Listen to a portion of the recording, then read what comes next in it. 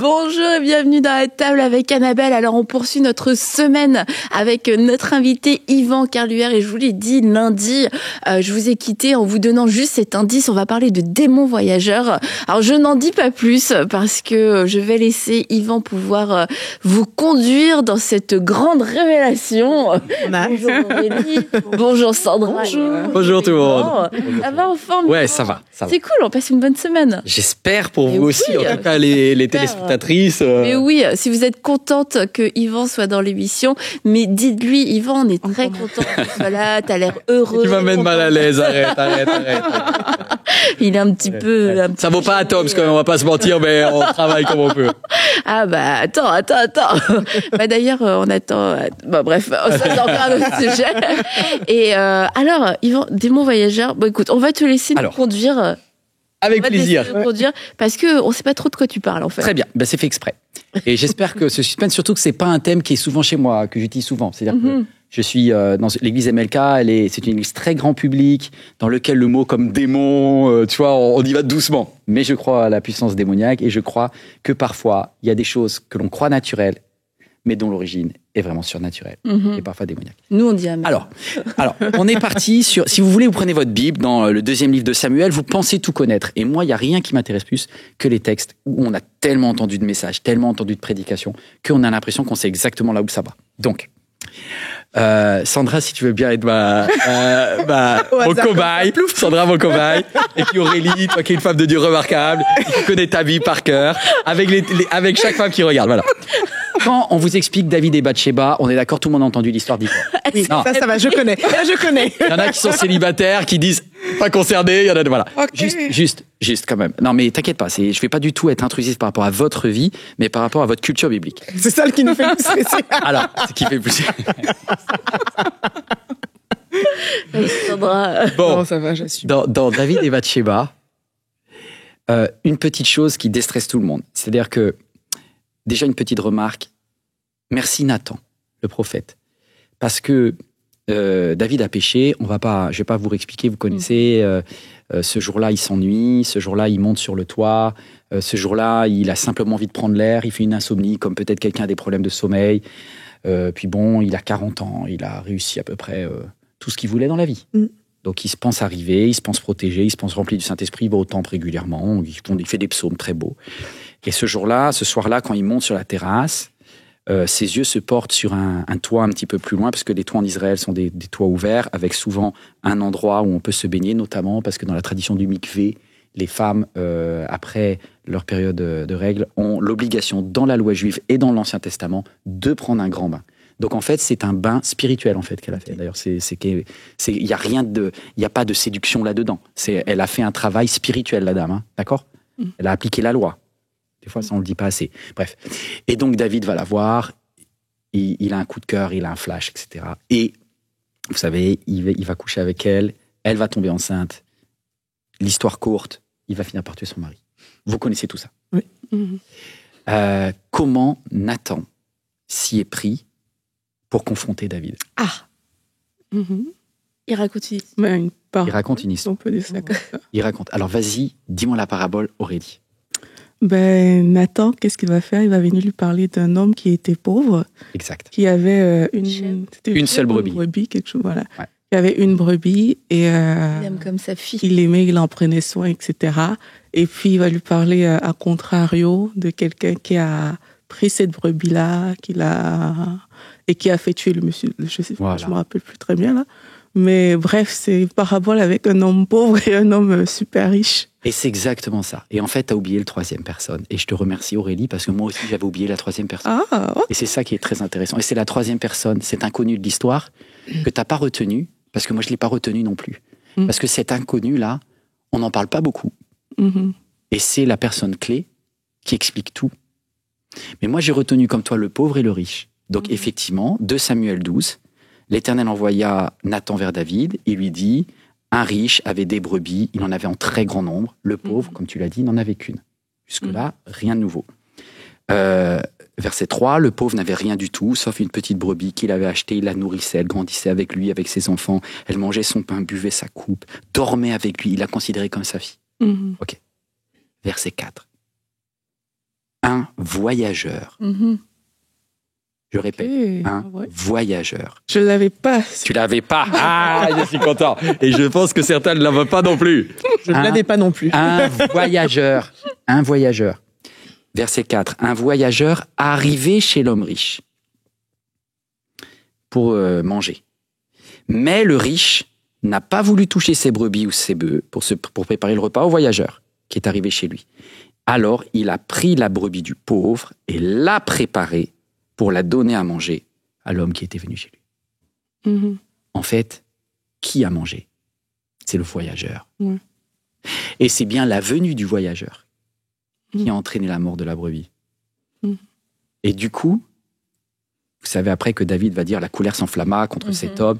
Il va s'enflammer contre qui? La colère de David va s'enflammer contre l'homme riche. D'accord, en disant mais purée, quel scandale, il en avait plein. Pourquoi il allait prendre la brebis du pauvre? Il faut savoir que David est roi. David est un roi de justice. Ils disent mais c'est incroyable cette injustice. Il y a quelqu'un qui a un, il y a l'autre qui a 100. C'est celui qui a 100 qui va piquer le 1 de l'autre. C'est épouvantable, etc. Dans mon royaume, pas de ça. Il n'y a pas d'injustice dans mon royaume. Et il s'énerve sur le riche en sachant que le riche est lui. Évidemment que Nathan lui dit cet homme riche, c'est toi. C'est toi qui as piqué la brebis, la femme, la précieuse que l'autre chérissait, nourrissait, etc. Le pauvre, c'était Uri, l'ancien mari décédé de Bathsheba. Mais ce qu'on ne voit pas, c'est le voyageur. Et c'est ça qui m'a intéressé. Et j'ai dit, mais c'est qui ce voyageur?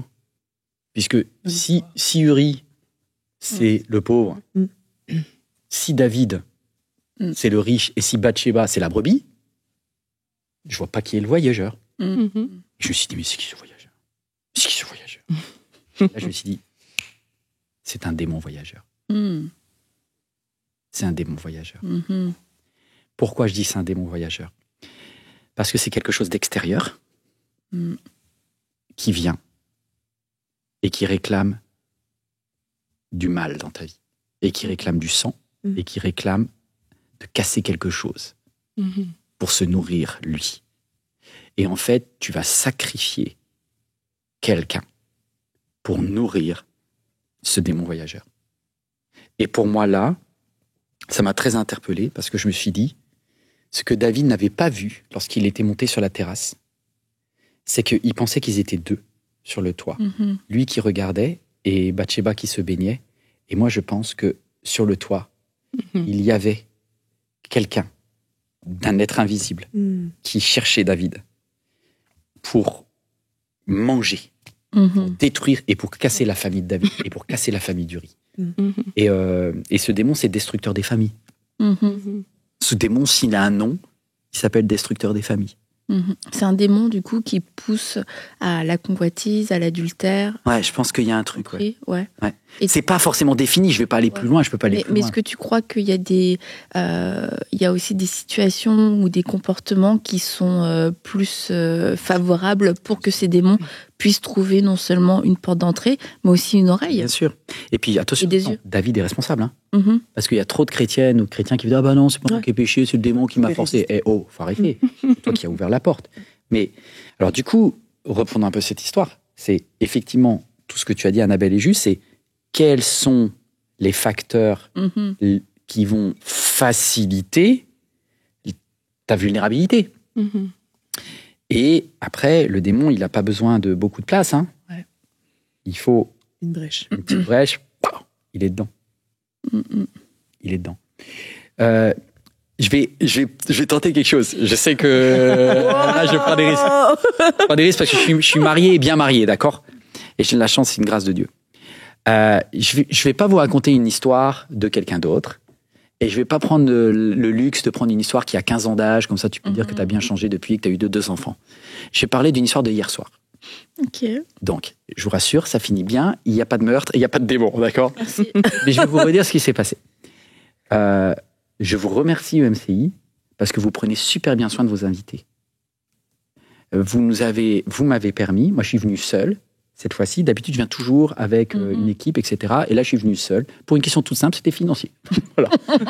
J'avais pas envie que ça coûte cher, et puis j'en avais des problèmes, donc il y a des moments comme ça. Donc à la base, c'est pas de ma faute, c'est pas quelque chose de mal, je viens seul. Très bien, ok. Et vous m'avez gentiment mis dans un hôtel de qualité. Mm-hmm. Et quand je suis arrivé à l'hôtel de qualité, on m'a dit, ouais, Yvan et tout, c'est super, t'as une très belle chambre. Franchement, je ne sais pas comment vous remercier d'ailleurs. Et quand je suis arrivé à l'accueil, je ne savais pas, mais ils m'ont dit, vous savez, monsieur, il y a une pièce qui sert de jacuzzi. Je dis, non, il y a un hôtel avec un jacuzzi et tout, mais c'est royal et tout. Je me suis dit, c'est trop bien. Donc, tu vois, ça fait quand même quelques jours que j'ai la chance d'être avec vous. Et hier, tu vois, j'ai prêché dans une église, j'étais fatigué, etc. Et je suis très heureux d'avoir fait le travail d'hier. Et hier soir, je me suis dit, très tard, qu'est-ce que je vais faire ? Je vais aller au jacuzzi. Et là, j'ai pas péché, les amis. Mm-hmm. J'ai fait tout bien et tout. J'ai prêché au culte, j'ai donné le meilleur de moi-même. Je descends, je m'habille, je mets un long Bermuda et tout. Tout nickel. J'ai rien à confesser de mal. J'avais pensé à ça avant. Super. J'arrive, je m'installe, je suis tout seul. Mm-hmm. Je suis tout seul. J'arrive à 19h dans le jacuzzi, dans l'hôtel. Mec, tranquille. Personne. J'ai dit, Seigneur, merci pour cette journée. Je kiffe le bas à 39 degrés. C'est un plaisir. Et là, mais tu vois, je suis tout seul. Mm-hmm. Et c'est une pièce qui est grande, un peu comme le studio dans lequel on est là. Pour moi, tout seul, privatisé. Et là, au bout de quelques minutes, qui rentre. Il y a une demoiselle qui rentre. Ah. Et elle rentre direct. Tu vois ? Et grand sourire en entrée. Et elle va se poser. Alors, je me décale, tu vois, je me mets bien dans un bout du jacuzzi pour qu'elle puisse aller bien à l'autre bout du jacuzzi. Il s'est rien passé de mal, tu vois. Mm-hmm. Il n'y a rien eu, aucun sujet. Mais je me suis dit, Yvan, ton temps de jacuzzi est terminé. Maintenant, homme de Dieu, lève-toi et marche. Et pourquoi ? Tu joues pas avec ça. Non. Mm-mm. La probabilité est infime. Mais s'il y a une chance sur 1000 Mm-mm. que ça finisse par une bêtise, ce soir-là, j'ai même pas du tout voulu jouer. Ouais. C'est-à-dire que, tu vois, même si j'ai dit tous les volets, on ferme tout. C'est pas seulement les portes que tu fermes tu fermes tous les volets de la maison. T'as même Tu pas te dit au revoir. lèves, tu dis ciao, je te connaîtrai jamais et je veux pas te voir. Et en vrai, parce que, voilà, tu prends pas le risque. Si je commence à dire bonjour et tout, mais tant tout bien tout honneur, tu aurais pris un lit, machin, etc. Tu parles, tu engages la conversation. Il se passe rien. Mais si tu as une chance sur 1000, est-ce que ça vaut la peine que tu détruises, tu prennes le risque de détruire qui tu es ? Ton couple, tes enfants, ton église, tous les milliers de personnes. Mm-mm. Aujourd'hui, imaginez si j'étais venu à ce rendez-vous et que j'avais laissé la porte à un démon voyageur. Et c'est que tu as hier, bravo. Hein, Non, j'ai rien fait. Non, j'ai rien fait. C'est bon, le stress retombe de ce soir. Non, mais tu vois, joue pas avec ça. Non, mais c'est ça. Ce que je veux dire, c'est ne joue pas avec un démon voyageur. Ça. Et que, tu vois, hier, c'est comme, t'as pris la décision, ok, je m'en vais. Mais c'est que, quelquefois, on se dit, ouais, mais il s'est rien passé. En fait, je suis restée. Puis la fille, elle m'a pas parlé, on se dit bonjour. Je suis restée. Donc, du coup, c'est bon. Mais demain. C'est ce qui s'est dit, David. Mais tu vois, demain, il y a une autre situation.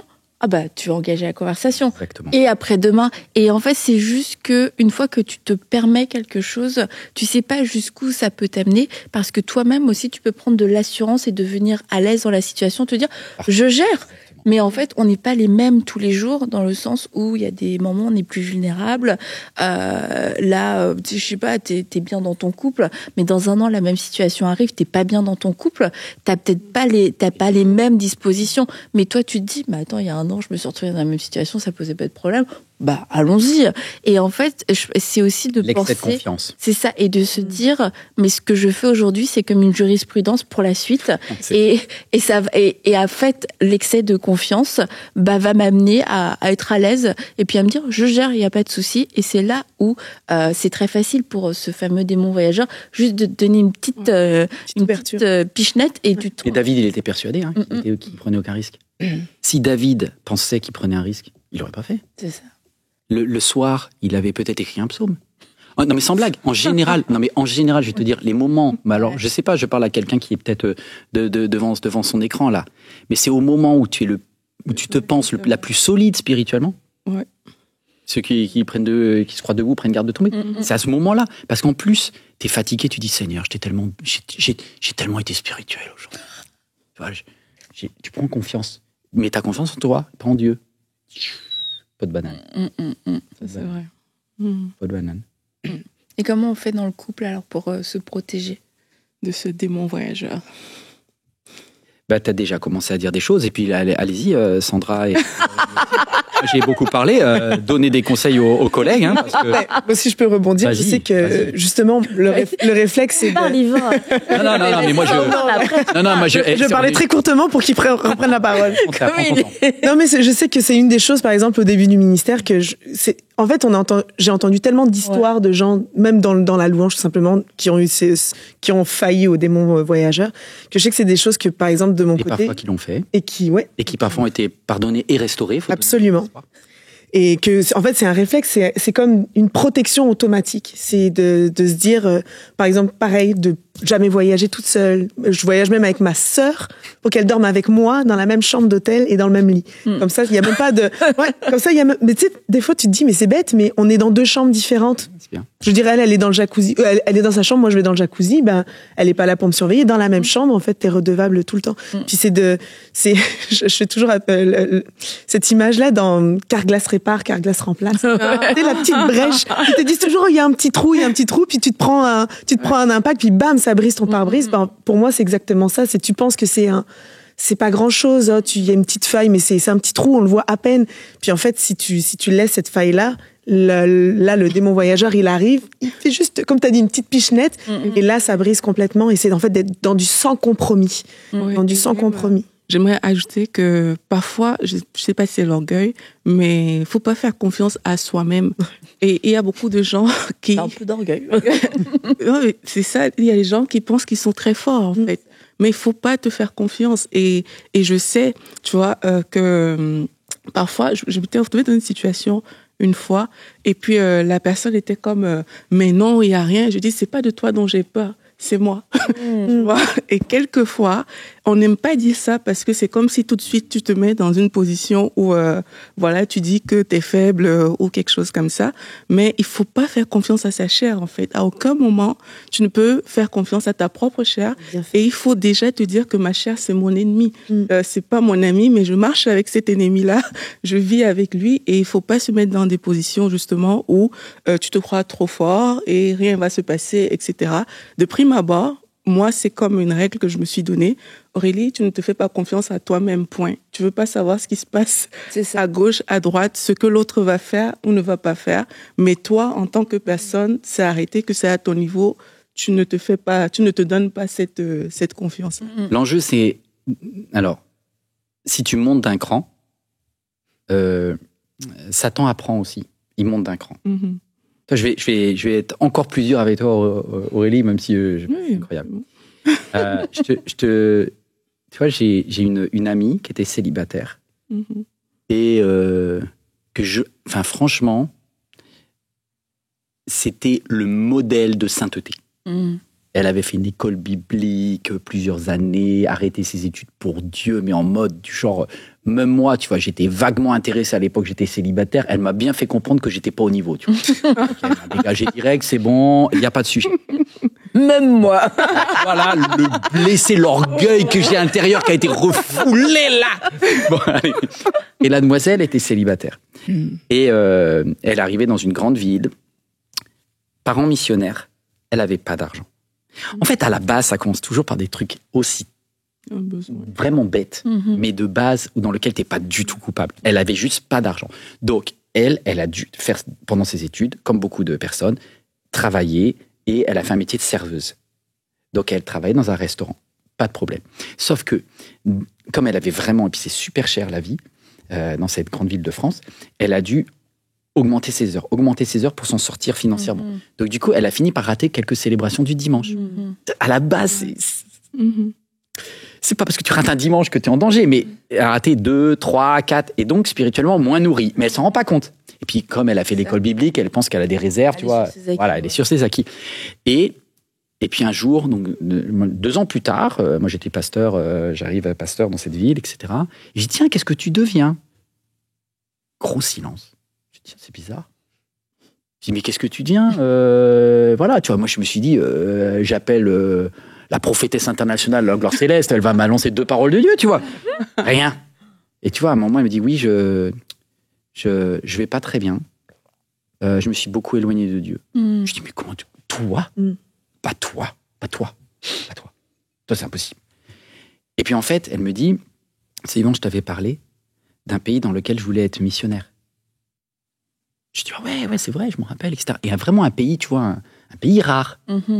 Je sais pas, je vais me prendre un pays, je vais pas mettre le même pays, mais par exemple, tu vois, le Népal, tu vois. Probabilité de rencontrer un Népalais, c'est pas tous les jours. Et en fait, elle était serveuse dans un restaurant, et un jour, elle rencontre un Népalais. Et le Népalais, elle commence à partager sa foi. Donc elle évangélise le Népalais. Vous voyez le truc, vous voyez là où j'arrive ? L'intention était bonne. Voilà. Et de fil en aiguille, elle a commencé à sortir avec ce Népalais. Il l'a vraiment brisé, elle a couché avec lui, etc. Il l'a jeté, elle a rendu compte qu'en fait c'était un gars mais qui était tout sauf sérieux. Donc elle était en ruine. C'est-à-dire que toute son image de chrétienne détruite, elle se détestait, elle n'arrivait plus à se pardonner. Elle s'en voulait à mort, elle n'osait plus revenir dans les églises. Et là, je me suis dit, Satan, c'est le malin. C'est le malin. Il allait chercher la personne qui correspondait à son appel pour la mettre en vrac.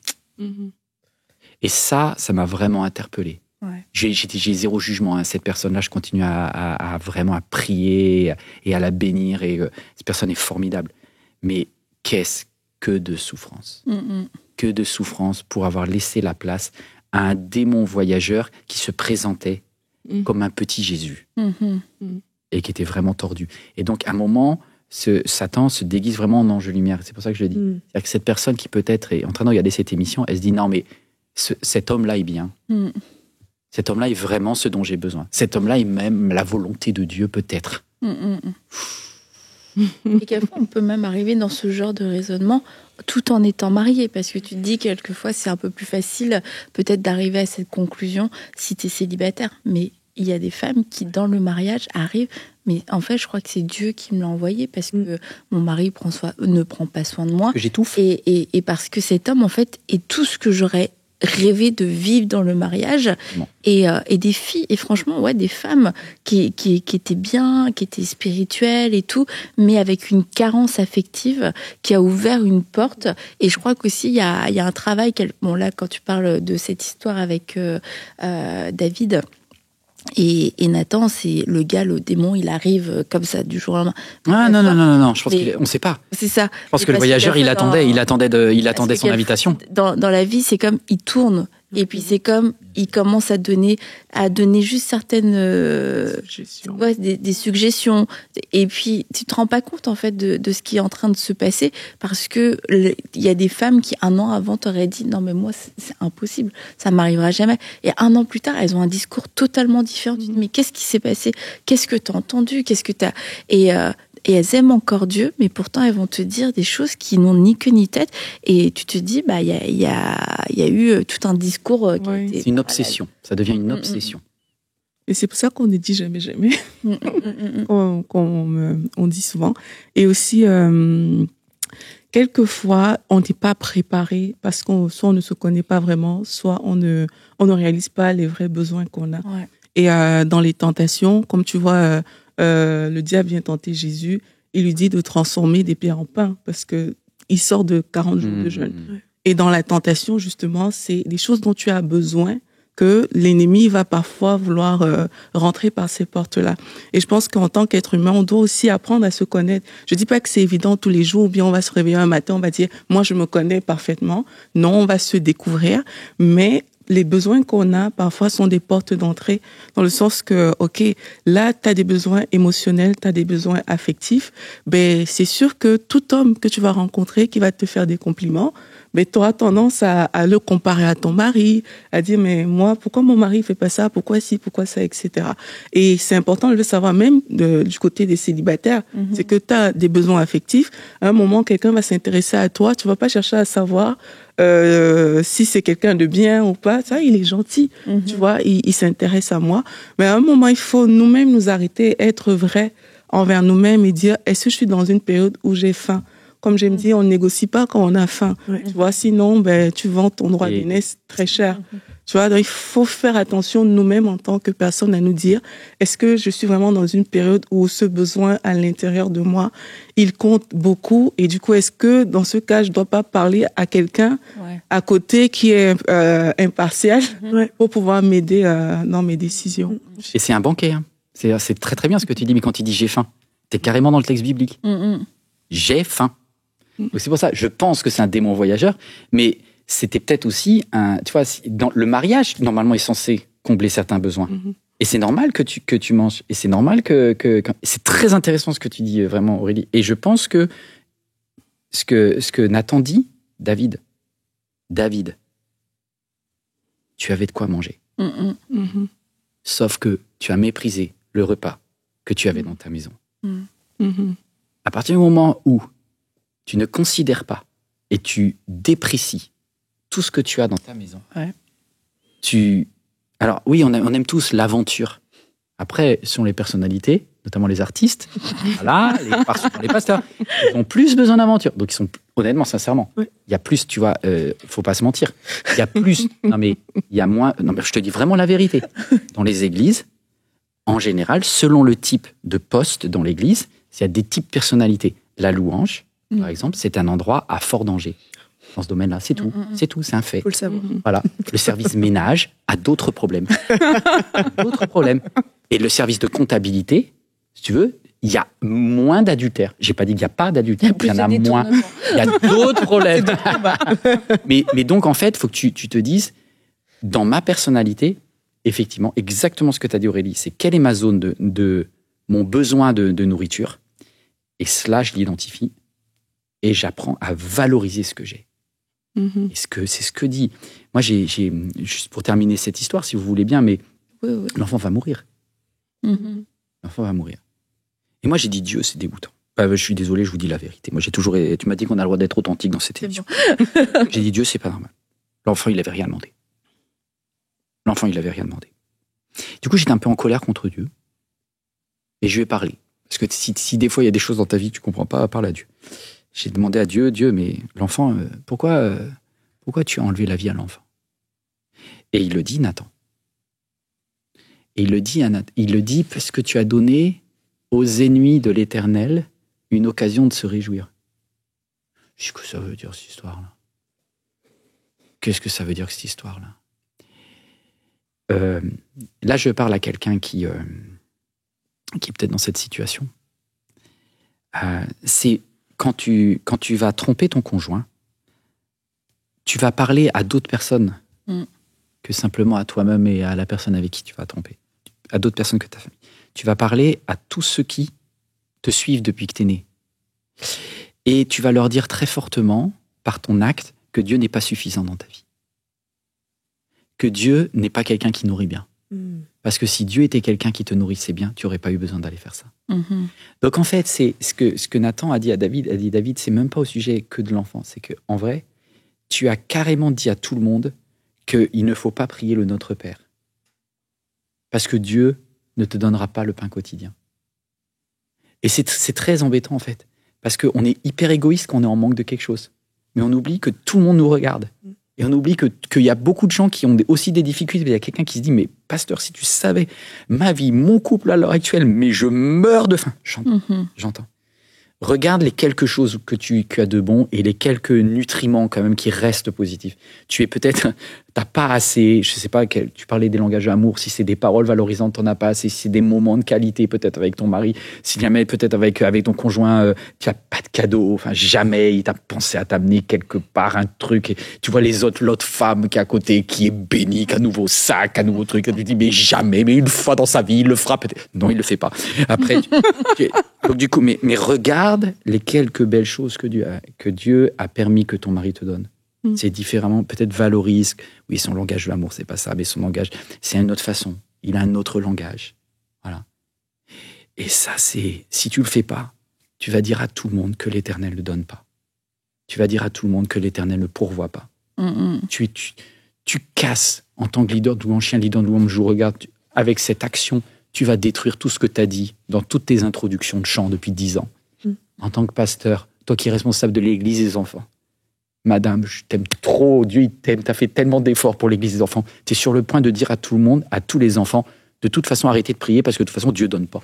Et on est obligé d'aller se servir à côté. Mais je pense que les gens, séance tenante, n'ont pas ce recul-là. Non, on n'a pas ce recul. Parce qu'on voit tout ce qu'on gagne, mais on ne voit jamais ce qu'on perd tout de suite quand il y a des situations comme ça.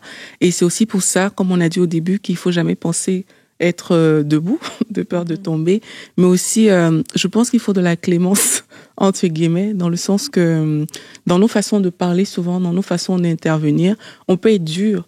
Et quelquefois, c'est des personnes qui sont dures. Quand tu vois que, mais en fait, cette personne, elle est tombée, entre guillemets, toi-même, tu tombes de haut. C'est là où toi-même, tu te dis, mais si c'est ça, servir Dieu, ces questionnements-là, en fait, c'est là où ça vient. Et je pense que dans notre façon de parler, d'apporter le message, mais je pense qu'on doit considérer le fait que l'être humain, en tant qu'être humain, il a des faiblesses et que ça ne veut pas dire qu'on accepte le compromis. Ça ne veut pas dire que tout de suite on dilue le message pour laisser rentrer des choses. Mais dans la façon de parler, c'est de réaliser que beaucoup de gens qui parlaient durement sont tombés, en fait. Beaucoup. C'est vrai. Et c'est souvent ça qui fait le plus mal à la majorité. Un propre combat avec beaucoup de... Voilà, c'est ça. Et c'est parce que quelquefois, on va comme inverser le message dans le sens où on va prêcher soit un Superman, mais le message et notre vie avec Dieu, c'est je ne suis pas un Superman, c'est pour ça que j'ai besoin de toi. Et du coup, quelquefois, on force les gens on les encourage à faire semblant d'être forts, parce que c'est comme tu dois être fort. Oui, je dois être fort dans mes faiblesses. Et on va difficilement reconnaître qu'on a besoin de Dieu dans un endroit où c'est une honte en fait d'avoir une faiblesse. Et c'est pour ça qu'on a aussi du mal à être transparent, à aller chercher de l'aide. Mais quand on a des défis, quand il y a des zones d'ombre dans sa vie, quand on entend un message, tu dois pas avoir de zone d'ombre dans ta vie. Je vais cacher ma zone d'ombre à moi et puis je vais faire comme si tout allait bien. Voilà. Or, le message qui, je pense, va le plus aider et amener le plus de fruits, c'est OK, on a des problèmes, on a des défis, on a des faiblesses, on a des tentations. Et maintenant, comment est-ce qu'on y fait face? Et de dire, si tu transmets le message, mais si t'as une tentation, mais c'est déjà, t'as raté en fait. T'es déjà en échec. Parce que tu vis une tentation, c'est déjà un problème. Mais en fait, la Bible nous dit de résister à la tentation, c'est parce qu'elle est réelle, c'est parce qu'elle est là, c'est parce qu'elle est présente et c'est parce que ce démon voyageur, il existe et que quelquefois aussi, on va aller chercher, c'est quoi toi ta porte ouverte? Mais en fait, il y a des choses qu'on n'invite pas dans notre vie. C'est juste qu'on doit y résister et de se dire, attends, j'ai pas invité cette chose-là dans ma vie. Je marche pas dans le péché. On va voir dans toutes ces zones qu'on va cacher, on refuse le secret. Et puis je marche pas dans le péché, voilà. Donc c'est pour ça que j'ai pas honte de dire, j'ai eu cette pensée, j'ai eu cette tentation. Mais par contre, aidez-moi parce que je veux pas rester dans cette situation, je veux pas rester dans cette zone un petit peu. Il faut ouvrir cet aspect-là. Exactement. Mais justement, je pense que le démon voyageur aussi parfois peut être pas parfois, mais est aussi un démon d'aveuglement. C'est que en fait, comme t'as faim, toi tu vois juste la nourriture, puis on dirait que tu attends juste de pouvoir être enfin comblé, mais tu t'aveugles, puis c'est comme si d'un coup ton champ de vision était rétréci. Puis oui, tu le sais qu'il y a de la tentation, mais tu le sais pas. C'est plutôt en ce moment, j'ai besoin d'avoir de paroles d'encouragement et cette personne-là me donne de l'encouragement. Et en fait, t'es dans une saison d'aveuglement et il faut aussi tout ce qui est dans la noirceur justement doit revenir à la lumière. Puis je pense que ce qui est important aussi, c'est d'avoir des personnes de redevabilité, d'être capable de pouvoir verbaliser. Et des fois, toi, tu dis cette personne-là, je m'entends bien avec, on parle le soir, il est super gentil, c'est un ami d'enfance. Faut pas quelqu'un qui va tout balancer. Oui, c'est ça. Non, quelqu'un de confiance, quelqu'un qui va pas être dans le jugement, quelqu'un qui va pas te briser, que du coup, t'auras pas envie de revenir voir cette personne pour lui en parler, mais qui va peut-être justement remettre un peu de lumière dans cet aveuglement-là et t'aider à te protéger toi-même parce que ça vient avec, t'as pas toujours conscience de, si on avait conscience, mais là, je suis en train de pécher, je m'arrête, ben, ce serait facile, mais c'est plus on y va là-dedans. L'émission, elle est là pour te dire, prends conscience. C'est ça. Voilà, on vient de passer quelques minutes pour te dire quand même, là, voilà, là, on a remis à la lumière. On redescend, là. Là, il est en train de frapper à la porte. On te laisse le mot de la fin. Ouais, juste le mot de la fin pour quelqu'un qui pleure en se disant si j'avais eu cette émission avant. Et je voudrais dire que Dieu est quand même incroyable parce que quand tu regardes derrière l'histoire, la suite de l'histoire, Bathsheba va donner naissance à un enfant qui sera Salomon et qui sera l'arrière-arrière-arrière-grand-père de Jésus. Quand tu regardes dans la généalogie de Jésus, combien d'histoires qui ont commencé par un énorme péché et qui ont fini par une gloire extraordinaire. Donc, énormément de larmes. Peut-être c'est par la période dans laquelle tu passes. Énormément de pleurs. Si tu as à refaire, tu le referais pas. Ta repentance est sincère. Si ta repentance est complètement sincère, il est fidèle et juste pour te pardonner. C'est exactement ce qu'a dit Aurélie. Il y a de la grâce. Et merci Aurélie pour ce que tu as dit. La grâce de Dieu couvre une multitude de péchés. Y compris celui-là que tu as fait alors que tu étais une leader spirituelle, alors que tu étais une femme qui était une madame, une maman reconnue. Je voudrais te dire que c'est Dieu prend ce péché et le met à l'extrémité. Pardonne-toi toi-même. Parce qu'il va falloir que tu te pardonnes, parce que de ce mal, l'Éternel va faire quelque chose de bien. Voilà. Ça prend un peu de temps. Mais Dieu est vraiment le Dieu de grâce. Mais merci Yvan d'avoir voulu parler de ce sujet-là qui, je crois, est un sujet important et d'avoir toi-même partagé ta petite anecdote où tu étais hyper clean d'hier soir. Mais quand même, je veux que vous puissiez garder cette anecdote en tête parce qu'elle est très parlante et peu importe les situations dans lesquelles vous allez vous retrouver, vous dire mais qu'est-ce que moi j'ai fait ? Qu'est-ce que moi je fais maintenant pour pouvoir vous protéger, pour pouvoir vous garder et que celui qui est debout prenne garde de ne pas tomber. C'est pas un avertissement qui fait peur, mais qui doit nous mettre dans une certaine intelligence et sagesse spirituelle. Il y a un monde spirituel qui nous entoure. Il y a un ennemi qui veut votre chute, qui veut la destruction de votre mariage, de votre famille, de vos enfants, etc. Et on ne peut pas ignorer ses desseins, on ne peut pas ignorer ses plans. Alors maintenant qu'on a cette information, eh bien c'est important que nous aussi on puisse prendre les armes qui nous sont données. Puis je crois qu'aujourd'hui, eh bien vous avez reçu des armes pour pouvoir vous dire ok, j'ai besoin de lumière, j'ai besoin de sagesse, j'ai besoin aussi de maîtrise, de discipline. Et puis si j'ai péché, eh bien j'ai besoin de repentance et Dieu me fera grâce et je ne resterai pas, je ne demeurerai pas dans cette situation parce qu'il y a un après d'où Dieu veut vous sortir. Il ne veut pas que vous restiez coincé dans cette situation non plus. David s'est sincèrement repenti, comme Yvan l'a dit. Oui, il y a une histoire de grâce après, mais c'est passé par un vrai brisement et une repentance. Alors ferme tes oreilles, protège-toi.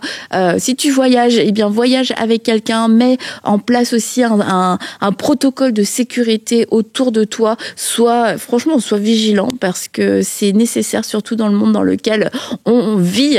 Et puis merci encore une fois Yvan d'avoir été avec nous. Et vendredi, Yvan sera encore avec nous. Alors bye bye. Ciao, ciao.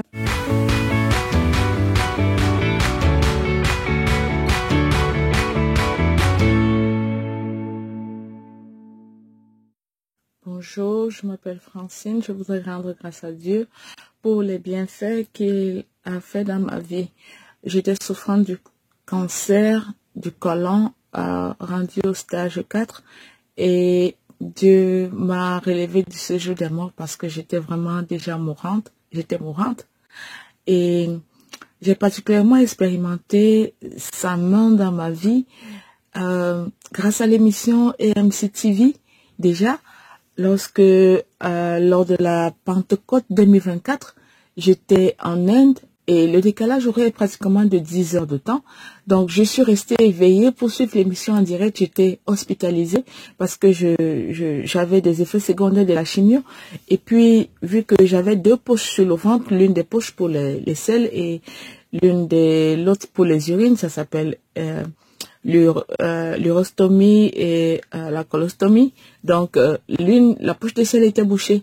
Donc, j'étais rendue à l'hôpital toute la journée, j'en allais pas bien, j'étais juste couchée. Et puis, comme je savais qu'il y avait l'émission, j'ai regardé par rapport au fuseau horaire et puis j'étais connectée sur YouTube en direct. Et puis, au courant de la prière, j'ai ressenti la main de Dieu dans mes entrailles, je veux dire, dans le côlon intestinal, retirer une sorte d'impureté et autres qui bouchaient.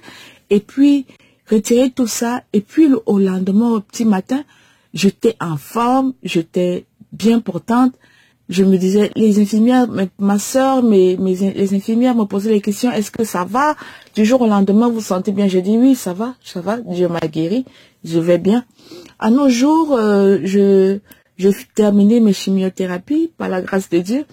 Et il y a quelques jours, je venais d'être opérée. On a fermé la poche de sel par la grâce de Dieu. Wow, gloire à Dieu pour ce magnifique témoignage. Chaque jour, nous recevons des témoignages de vie transformées à travers EMCI et sincèrement, ça nous touche tellement parce que c'est vraiment la raison d'être de cette œuvre.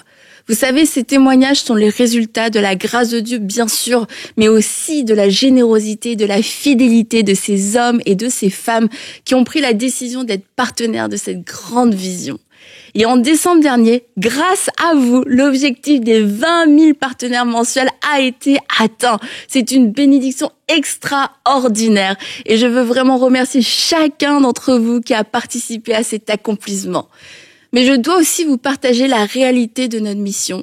Chaque mois, c'est environ 450 partenaires qui doivent interrompre leur soutien pour diverses raisons. Alors peut-être des difficultés financières, des changements de situation, bref, vous comprenez. Et pour maintenir ce cap et amener cette œuvre plus loin, nous avons besoin de 15 nouveaux partenaires chaque jour. Vous savez, que votre don soit petit ou grand, il est une semence qui porte du fruit pour l'éternité. Cette semence contribue à changer des vies, comme on le voit dans tous ces témoignages que nous recevons quotidiennement. Notre vision est tellement claire en ces temps de la fin. Nous voulons que l'évangile puisse rentrer dans un maximum de foyers de la francophonie et récolter une grande moisson d'âmes.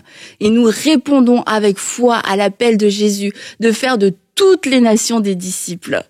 Alors si le Seigneur vous met à cœur de soutenir cette mission et de l'amener plus loin, je vous invite à rejoindre dès maintenant la grande famille des partenaires en allant sur emcitv.com/don. Nous sommes vraiment ensemble dans cette œuvre, une famille avec une vision commune. Voir la gloire de Dieu se manifester et un maximum d'hommes et de femmes venir au Seigneur Jésus-Christ. Que Dieu vous bénisse abondamment.